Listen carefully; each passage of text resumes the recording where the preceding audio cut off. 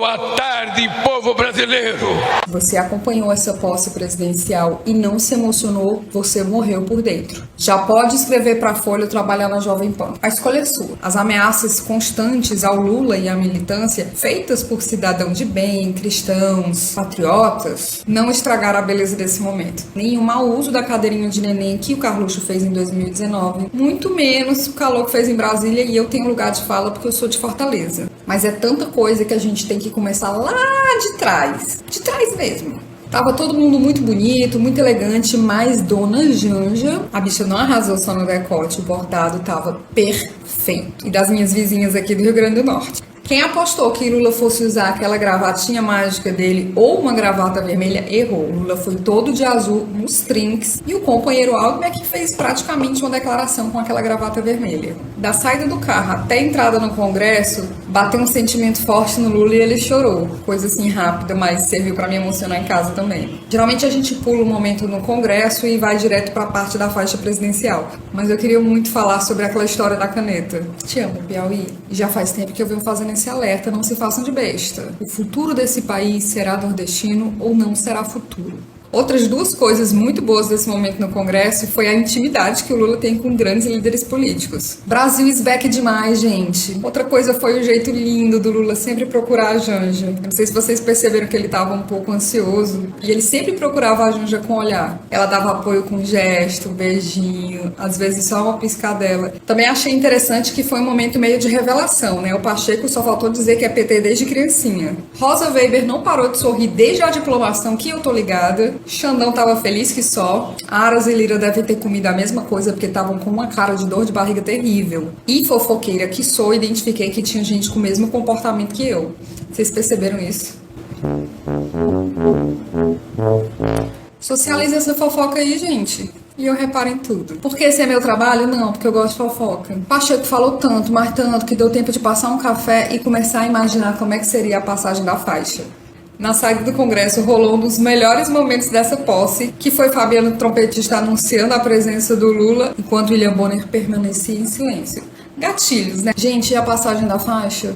Eu lembro de ter visto a sugestão de fazer uma passagem de faixa diferente com várias pessoas representando a sociedade brasileira. Mas eu confesso que achei que isso não ia rolar. Felizmente eu estava errada. Errei também quando achei que a imprensa ia surtar com a resistência. E tá todo mundo bem. A Folha não revirou o lixo, ninguém ameaçou se jogar da janela do 8º andar. Até mesmo essa coisa do dólar subir e a bolsa cair está sendo tratada com uma certa calma. Será que é porque tem jornalista com estresse pós-traumático? Pode criticar, gente. O próprio Lula disse que não quer puxar saco. Só não pode inventar, né, Folha? Esse momento foi lindo, foi da militância, foi de quem sofreu, foi de quem se opôs ao bolsonarismo em algum momento desse percurso. Foi do Ocelo, da Sandra, do Fabiano, que estavam na orquestra. Foi de quem juntou grana, fez vaquinha para pagar passagem de ônibus para ir até Brasília. Foi de jornalista que sofreu muito assédio moral na mão desse governo. Foi de gente que não sabe nem como chegou até aqui. A gente sobreviveu. Achei o discurso do Lula no parlatório bem técnico. Pausa para comentar que foi muito bonitinho ele falando pra Janja. Aí você passa as páginas pra mim. Foi um discurso muito trabalhista, sindicalista, muito voltado pro trabalhador. Acho que, inclusive, apesar de tudo que tem acontecido e do medo que cercou a posse dele, ele falou mais sobre isso do que sobre paz. Mas pode ser só uma impressão minha, porque foi o que me tocou mais. Foi tudo muito carregado de significado, é muito emocionante. Em todos os detalhes, inclusive na intérprete de Libras. Se eu falo empolgada assim, vocês sabem que eu tô falando de nordestino. Rolou um revezamento entre os intérpretes, mas eu queria destacar a primeira, que foi a Cristiane Farias, aqui de Ceará. Teve um momento da fala do Lula que eu não consegui entender se ele estava falando pra Janja ou se fazia parte do texto, mas ele fala chorando, me ajuda.